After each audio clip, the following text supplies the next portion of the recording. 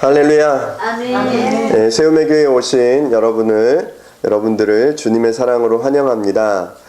오늘 또 우리에게 말씀을 주시고 또 우리가 다시금 일어설 수 있는 그런 힘을 예배를 통해서 우리 안에 허락하여 주시기를 주님의 이름으로 축복합니다. 아멘. 우리가 항상 그렇게 이야기합니다. 범사에 감사하라 라고 우리가 이야기합니다. 하지만 우리가 삶 속에서 때로는 그것을 모르지 않고 알고 있지만 그럼에도 불구하고 감사하는 것이 또 쉽지 않은 그런 때도 우리 앞에 있을 수 있다라고 생각이 되어집니다. 우리가 예수 이름 높이세 그 찬양했던 것처럼 나의 계획이 이렇게 실패하고 나의 소망이 끊어질 때 삶의 주관자 되신 주님 앞에 자신이 무릎을 꿇고 주님의 이름을 높인다라고 이렇게 이야기하는 것을 찬양의 고백을 들을 수가 있었습니다.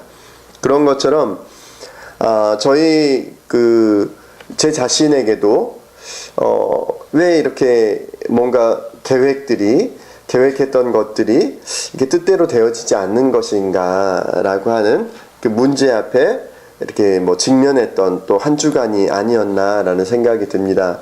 계속해서 여러분에게 상가 이전에 대한 부분에 기도를 부탁하고 또 실제적으로 이제 그런 것들 알아보는 구체적인 부분들을 이제 사모님과 제가 이제 발로 뛰었는데 계약하기로 한 날 이렇게 주인분이 안 나타나시고 여러 가지 이렇게 월세에 대한 부담은 약간 있었지만 그래도 월세도 안 된다. 또 이렇게 매입하는 것도 안 된다. 또 이렇게 실질적으로 초등학교 앞쪽으로 이렇게 나가고자 했던 그런 계획들은 거의 교회로 주겠다라고 하는 종교 시설로 주겠다고 하는 곳은 거의 없더라고요. 그 건물 자체도 사무실이 들어왔으면 들어왔지 교회가 들어오는 거는 별로 원치 않는다라고 하는 주인분도 그랬고 또 그 상가에 이렇게 이미 들어와 있는 분들이 그런 의견들을 이렇게 내므로써 이번에는 뭔가 이렇게 좀 그 교회가 어떤 변화를 이렇게 주고 이렇게 나갈 수 있는 그런 기회가 아닌가라고 하는 이제 그런 생각들 또 그런 계획들을 가지고 있었음에도 불구하고 그런 계획들이 무산이 되고 이제 모든 것들이 멈춰서고 이제 누구만 바라보는 이제 주님만 바라보는 주님 도대체 어떻게 하시려고 우리를 이렇게 못 움직이게 딱 멈춰서게 하셨나요? 이제 그런 그 물음을 가지고 기도하면서 하나님 앞에 머무는 시간이 지금의 시간이다라고 생각이 됩니다. 그런데 제가 서두에 말씀드렸던 것처럼 이럴 때 분명히 뭔가 계획하고 뜻했는데 그것이 뜻대로 되어지지 않았을 때도 우리가 감사할 수 있는가라는 것입니다. 그런데 참 감사한 것은 왜 이렇게 진행하려고 하는 것마다 막히고 스탑되고 이렇게 뭔가 그 진행이 안 되지라고 생각되어지는 그 순간에 그 사모님이나 제 마음속에 막 불평하고 하나님 왜 이렇게 하셨어요? 막 불평하고 그런 게 없더라는 겁니다. 그냥 또 그 안에서 또 감사하고 하나님 또 분명히 우리 눈에는 보이지 않지만 하나님의 선한 계획 가운데 우리 세움의 교회를 또 우리 각 사람 한 사람을 이끌어가고 계신다라고 하는 것에 대한 그냥 믿음이 그냥 있는 거예요. 그래서 괜찮아 괜찮아 주님께서 이제 또 우리는 그런 계획을 세워봤지만 하나님은 또 다른 어떤 계획이 있으신가 보지. 그러면서 그냥 툭툭 털고 하나님의 어떤 계획과 인도하심을 기다릴 수 있는 거. 그런 마음을 허락하신 또 하나님께 이렇게 감사하는 마음이 있고 저뿐만 아니라 여러분 안에도 동일하다라고 생각됩니다. 여러분이 무슨 계획을 세우고 내가 뭐 이렇게 우리 야고보서에 있는 것처럼 내가 1년간 어디 가서 장사를 하고 뭐 돈을 벌겠다, 무슨 계획을 하고 무슨 계획을 세우겠다 이렇게 하지만 결국에는 어떻게 해요? 하나님의 뜻이 우리의 삶 속에 온전히 이렇게 이루어지게 될 것을 우리가 기대하면서 그 주님을 신뢰하면서 나아가는 저와 여러분들이 되실 수 있기를 주님의 이름으로 축복합니다. 그런 상황 가운데서도 감사함의 마음을 놓치지 않고 붙잡고 주님의 인도함을 받아가는 저와 여러분들이 되실 수 있기를 주님의 이름으로 축복합니다. 오늘 말씀의 주제를 이렇게 잡았습니다. 교회는 주님의 사랑으로 보호받고 치료받는 공동체입니다. 라고 이렇게 이제 했습니다. 한번 같이 해볼까요? 시작. 교회는 주님의 사랑으로 보호받고 치료받는 공동체입니다. 아멘. 예, 두 분, 그 다음에 저랑 같이 이렇게 하시면 되겠습니다. 시작. 교회는 주님의 사랑으로 보호받고 치료받는 공동체입니다. 아멘. 예,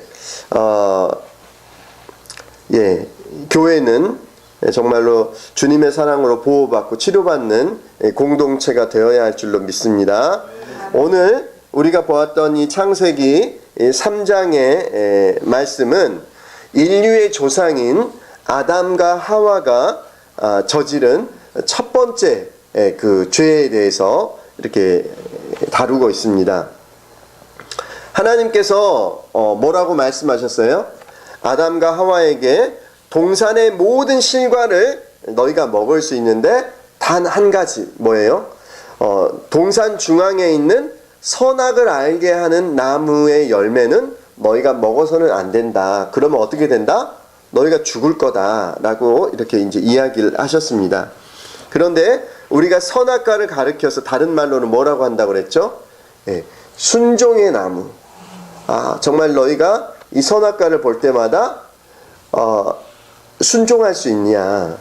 우리를 지으신 어떤 그 하나님, 주인 되신 분에게 복종할 수 있냐라고 하는 것을 이렇게 보신다라고 하셨는데, 하나님께서 우리를 지으신 모든 피조 세계를 관리하고 다스릴 권한을 우리에게 위임해 주셨습니다. 그래서 우리가 뭐 동물들을 보면서 야 저거 캥거루, 그러면 저거 캥거루가 되고 이름을 짓고 그것을 관리하고 다스릴 권한을 우리 인생들에게 맡겨주셨다라는 것이죠.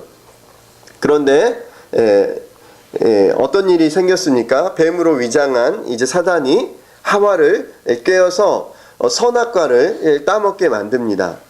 그래서 이 과정에서 사단은 하와의 마음속에 무엇을 심어줬습니까? 의심의 마음을, 하나님의 그 선한 계획에 대해서 그 회의를 갖게 하는, 회의와 의심의 마음을 갖게 함으로 하와가, 아담이 잘못된 선택을 하게 하는 것을 볼 수가 있습니다. 뭐라고 이야기했어요? 야, 너희가 이 선악과를 먹으면 너희 눈이 밝아지고 하나님처럼 되어서 선과 악을 알게 된다는 것을 아시고 이거 못 먹게 하신 거야 라고 이야기하는 거죠. 범죄하기 전에는 하나님과 이제 인생들 사이의 그 관계는 어떠했습니까? 사랑과 신뢰와 믿음의 그런 관계였죠. 정말 친밀한 관계였죠. 그런데 이제 사단은 아담과 하와의 마음속에 의심의 쐐기를 탁 박습니다. 그래서 아담과 하와가 어떤 생각을 하게 돼요?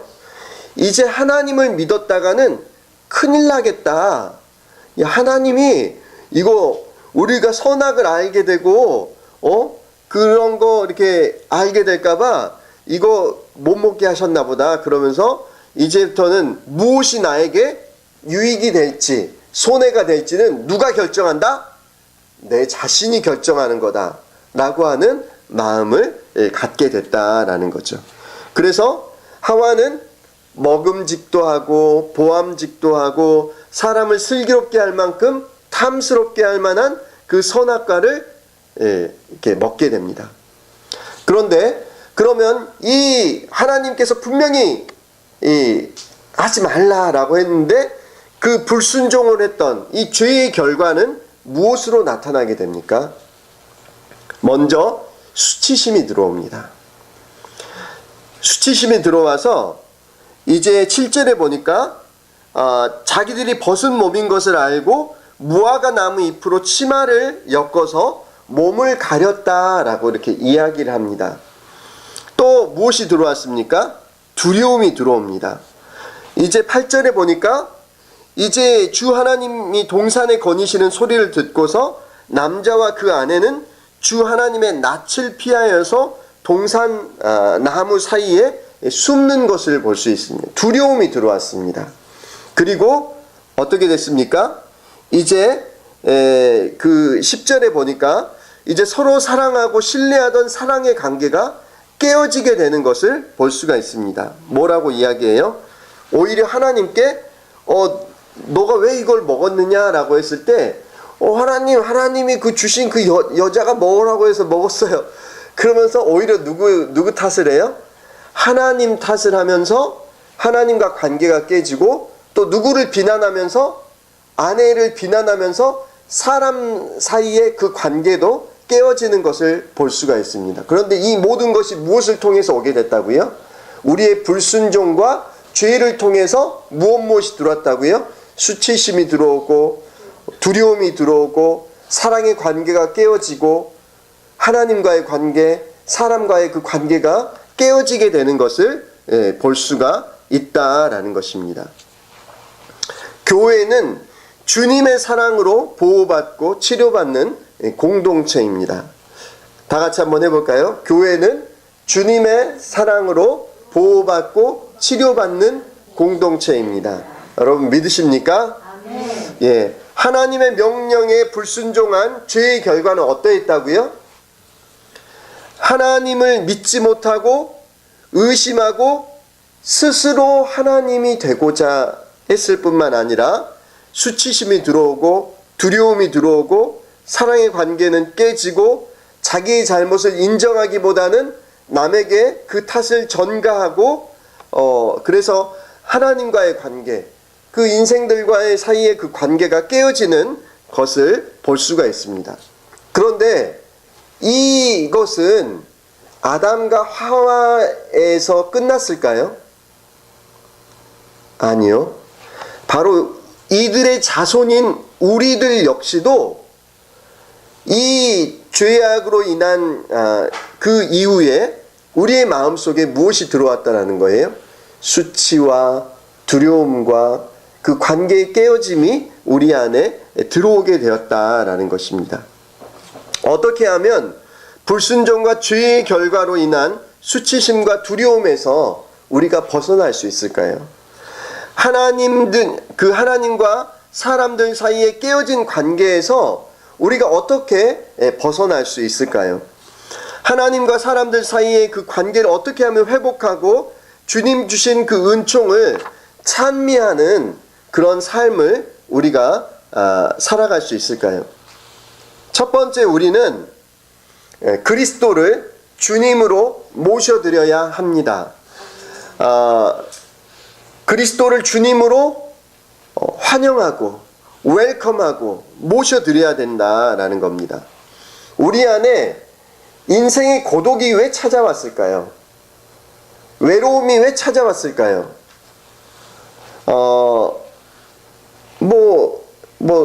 누구랑 남자친구랑 헤어졌나? 그래서 외로운가? 아니면 그런 단순한 어떤 그 고독과 외로움을 우리가 생각할 수도 있습니다. 그런데 왜 우리의 삶에 고독과 외로움이 찾아오게 되었는지를 우리는 고독해진 이유를 어디에서 찾아야 될까요? 우리는 죄 때문이라고 이야기를 했습니다. 죄라고 이야기하면 우리는 무엇을 먼저 떠올립니까? 사기, 살인, 도적질, 간음, 등등의 어떤 그런 죄를 떠올리고 생각할 수 있습니다. 하지만 이것들도 죄이지만 죄인이기 때문에 이거는 나타나는 증상에 불과하다라는 거예요. 뭐 살인하든지 뭐 도둑질하든지 사기를 치든지 이런 거는 우리가 죄인이기 때문에 자연스럽게 우리에게서 맺혀지는 열매고 그냥 어떤 그 드러나는 증상의 일뿐이다라는 겁니다. 그런데 근본적으로 우리 안에 있는 죄의 문제, 그 죄는 뭐라는 거예요? 아까 우리가 그 본문에서 보았던 것처럼 내가 하나님처럼 되고자 하는 것, 내가 하나님이 되어보려고 하는 의지가 바로 우리 안에 근본적인 죄다라고 하는 것입니다. 선악과를 먹었다라고 하는 것은 이제부터는 무엇이 나에게 유익한지, 무엇이 나에게 해가 되는지를 내가 스스로 결정하겠다라고 하는 것을 의지를 표현한 것이다 라는 것입니다. 이때부터 인간 사회에 무엇이 시작됐다라고요? 고독이 시작되게 됐다라는, 외로움이 찾아오게 되었다라는 것입니다. 아담은 하와를 어떻게 이야기했어요?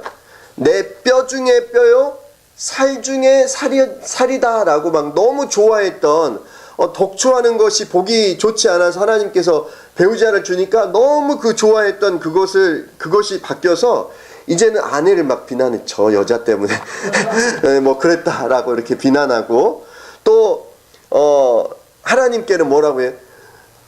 당신이 만들어주신 그 여자 때문에 이게 내가 죄를 지게 됐다라고 하면서 다 당신 책임이라고 막 그러면서 하나님께 책임을 전가하는 그 모습이 있게 됐다라는 겁니다.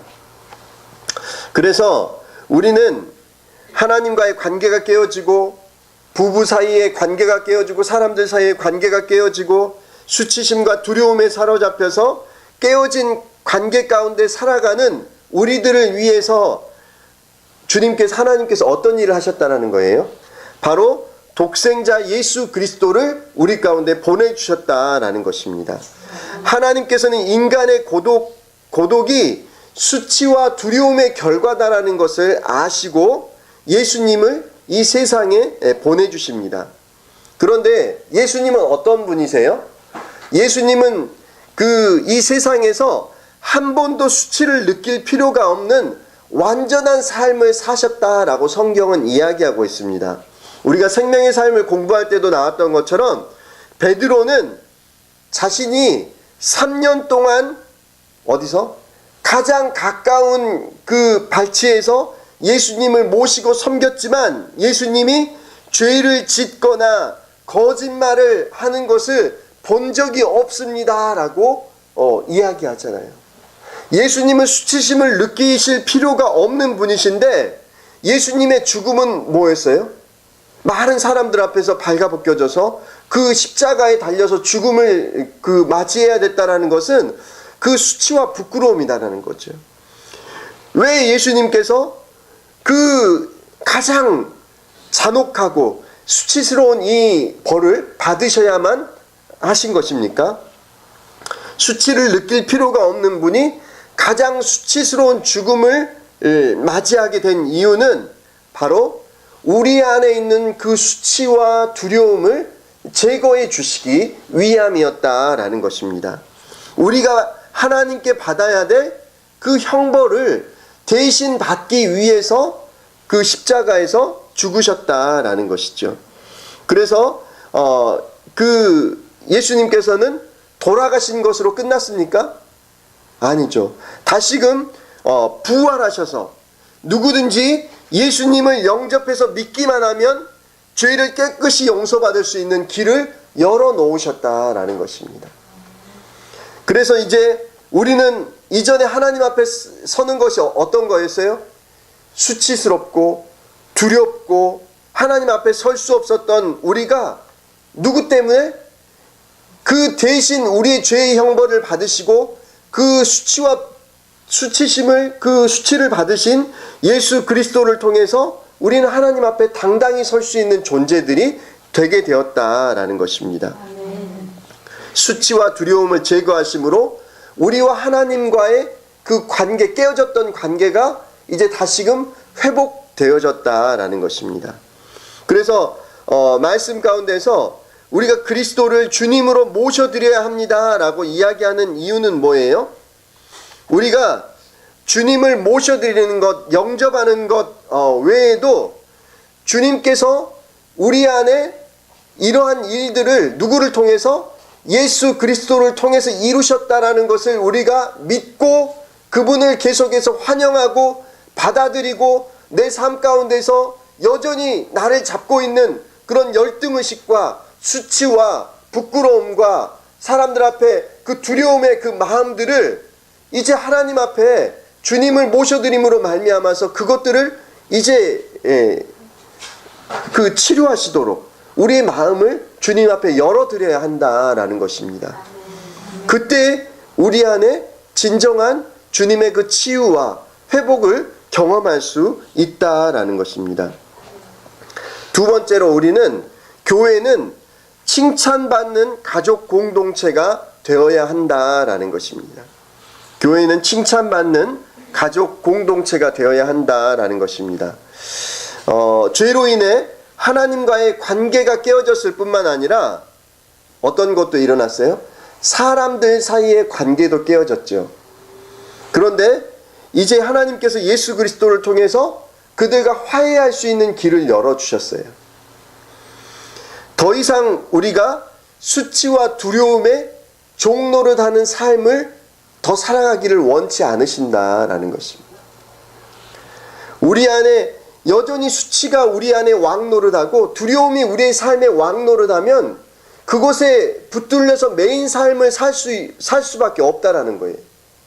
당당하게 나설 수 있도록 그 관계를 회복해 주신 예수 그리스도를 통해서 그것을 회복해 주신 분명한 사건이 있음에도 불구하고 우리가 어떻게 살아가냐는 거예요. 여전히 수치와 두려움이 내 삶의 왕노릇에서 뭔가를 선택할 때에 싫어, 두려워, 수치스러워, 싫어, 사람들이 나를 어떻게 볼까, 그런 것으로만 이렇게 하는 것을 볼 수가 있다는 거죠. 우리의 수치와 두려움에 종노를 하는 그 삶에서 그것을 깨트리시기 위해서 하나님께서 허락하신 것이 뭐라는 거예요? 바로 교회 공동체라는 것입니다. 교회 공동체를 통해서 이전에는 우리 안에 어떤 생각이 있었어요? 야, 사단이 이렇게 이야기합니다. 너만 죄지어, 너만 그 삶이 그렇게 엉터리야 라고 정죄하고 고소할 때에 우리가 공동체 안에서 함께 교류하지 않으면, 함께 영적인 그 불로 타오르지 않으면 그 정죄와 고소를 그냥 계속 갖는 거예요. 그래서 그것을 극복하지 못하는 모습을 볼 수가 있다는 거죠. 하지만 이 교회 공동체를 통해서는 우리가 그것을 극복하고 이겨낼 수 있다라는 것입니다. 예수님께서 하나님이 보낸 분이시다라는 것을 그 세상에 알리는 방법이 있었어요. 그건 뭐예요? 예수님이 하나님이 보내신 분이다 라고 하는 것을 세상 사람들에게 알리는 방법이 있는데, 그건 뭐냐면 바로 믿는 우리들이 하나 되는 것이다라는 거예요. 아, 정말 예수님은 하나님이 보내신 그 하나님의 독생자, 그 아들이시구나라고 하는 것을 알게 하는 것은 바로 우리가 하나 되는 거예요. 삼위일체 하나님이 하나이신 것처럼 이제 그 믿는 사람들이 하나가 되는 것을 볼 때, 아, 예수님이 하나님이 보내신 분이 맞구나라는 것을 세상이 알게 된다라는 것입니다. 요한복음 17장 22절에 보니까 나는 아버지께서 내게 주신 영광을 그들에게 주었습니다. 그것은 우리가 하나인 것 같이 그들도 하나가 되게 하려는 것입니다. 뭐예요? 삼위일체 하나님이 하나인 것처럼 그들도 하나가 되기를 원하셨다라는 것입니다. 우리는 공동체이기 때문에 더 이상 외로워할 필요가 없습니다. 다시 말해서 공동체인 교회를 이루기 위해서 예수님이 이 땅에 오셨고, 예수님이 십자가에 달리셨고, 예수님이 죽음에서 부활하셨다라는 것입니다. 그렇기 때문에 더 이상 수치와 두려움이 우리 삶에 왕노릇 하도록 해서는 안 된다라는 것입니다. 우리의 그 고독과 그 내면의 외로움은 하나님과의 그 관계의 단절로부터 왔다라면 이제 그것을 회복하는 길을 열어주신 것이 뭐라는 거예요? 교회 공동체라는 거예요. 그 교회 공동체를 통해서 함께 하나 되고 함께 사랑을 나누고 함께 영적인 하나님의 나라의 가족됨을 이루어감으로 말미암아서 그 안에서 이제 더 이상 고독이, 그 외로움이, 수치와 두려움이 우리의 삶을 주장하지 못하도록 하게 된다라는 것입니다. 우리가 주님이 원하시는 공동체를 이루기 위해서 우리 세움의 교회 가운데 하나님이 허락하신 것이 무엇이에요? 바로 목장입니다. 목장이라고 하니까 거기서 무슨 말을 키우는지 뭐 소를 키우는지 뭐 그렇게 생각하실지 모르지만 이 목장은 이 수치와 두려움으로 하나님과 멀어졌던 우리를 다시금 그 치료하고 회복하기 위해서 하나님께서 놀랍게 만들어주신 그 비밀한 그것이 바로 이 목장이다라는 것입니다. 이 목장은 다시 말해서 가족이에요. 가족은 어때요? 때로는 허물도 드러나고 또 보여질 때도 있지만 그래도 가족이잖아요.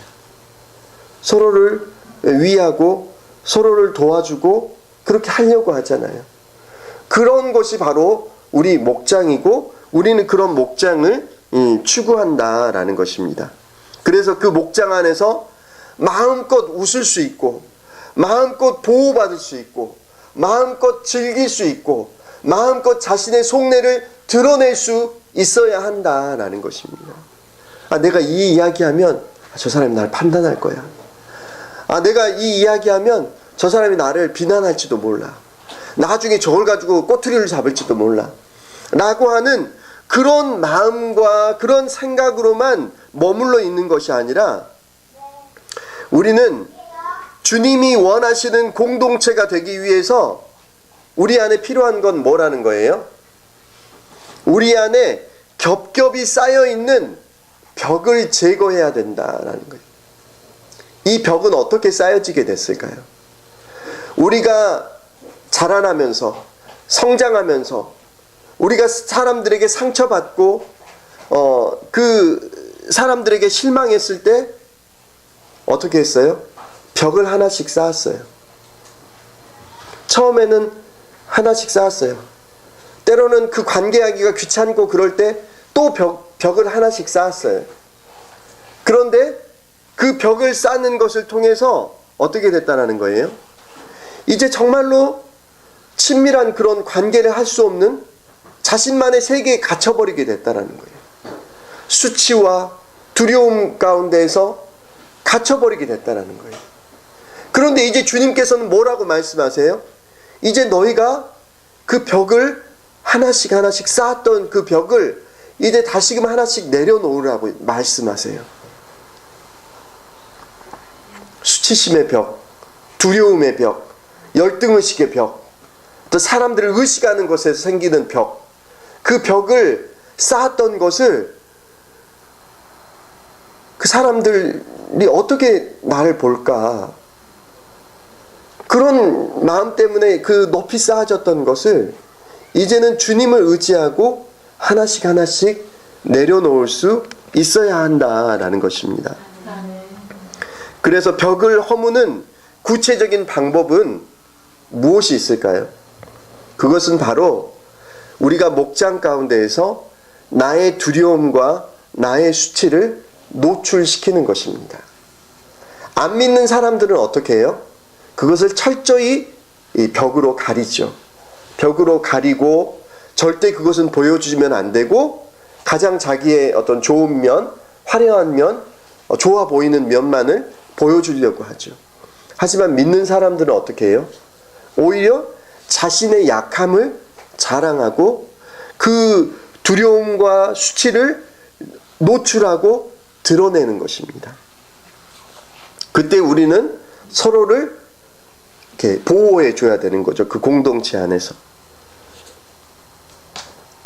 이제 우리가 기억해야 하는 것은 무엇입니까? 내가 벽을 허물기 시작하면 재밌는 일이 생기는데 그건 뭐예요? 상대방도 자기의 벽을 허물기 시작한다라는 겁니다. 누가 먼저 벽을 허물 때 내가 나의 두려움과 그 수치라고 생각했던 것들을 밝은 빛 가운데에서 드러내고 노출시킬 때 그것을 그 벽을 허물어 내릴 때 상대방도 동일하게 그 벽을 허물어 내리는 것을 경험하게 된다는 거죠. 우리는 외롭게 살도록 지음받지 않았다라는 것입니다. 우리가 주님이 원하시는 공동체를 만들기 위해서는 나의 벽은 허물고 다른 사람은 수용해주고 이걸 어디서 한다고요? 목장에서 한다라는 것입니다. 여전히 내 아픔을 누구한테 이야기한다? 내 상처를 누구한테 이야기한다? 나의 연약함을 이야기한다? 나는 이거 절대 할 수 없어. 그럼 뭐 하는 거라고요? 여전히 주님 안에 있으면서도 여전히 벽을 제거하지 않은 것이다 라고 보시면 됩니다. 나는 주님 안에 있다라고 나는 스스로 믿고 있지만 나는 여전히 그 벽을 제거할 마음을 내 안에 가지고 있지 않구나 라고 생각하시면 됩니다. 우리가 가정교회를 하는 이유가 어디에 있습니까? 목장 모임을 갖는 이유가 어디에 있습니까? 여전히 자신의 그 수치심과 두려움 가운데서 벽을 쌓고 살아가는 정말 그 외로움 가운데 고독 가운데 살아가는 많은 인생들이 정말로 그 진리 안에서 정말 교회 안에서 영적인 가족이 되어서 공동체가 되어서 그 안에서 정말 서로 용납받고 보호받고 또 그 인정받고 수용받는 그런 모습을 보기 위해서 우리가 가정교회를 하고 목장을 하는 것이 아닙니까? 여러분 벽을 허물어뜨리십시오. 주님 안에서 그것을 더 이상 쌓아놓고 그것을 가리려고 하지 마십시오. 주님께서 우리 안에 더 치료해 주시고 회복해 주시기 위해서 일하시기를 원하시는데 내가 정작 마음의 문을 열지 않으면 내가 그 벽돌을 하나씩 내려놓지 않으면 하나님께서 일하실 수 없어요. 우리는 우리가 그것을 경험할 뿐만 아니라 여전히 그 아픔 가운데서 고독 가운데 살아가는 그 영혼들 가운데 이런 길이 있다고, 이런 생명이 있다고, 이거 알려주는 것이 우리의 사명이다라는 거예요. 우리가 해야 될 몫이라는 거예요. 자녀들 잘 기르고 사업에 성공하고 우리가 뭐 잘 되는 것도 좋지만 우리가 받아 누린 이 생명, 아직도 여전히 고독과 외로움 가운데 살아가는 그 영혼들 가운데 나눠주는 삶, 저와 여러분들이 함께 할 수 있기를 주님의 이름으로 축복합니다. 함께 찬양하고 기도하겠습니다.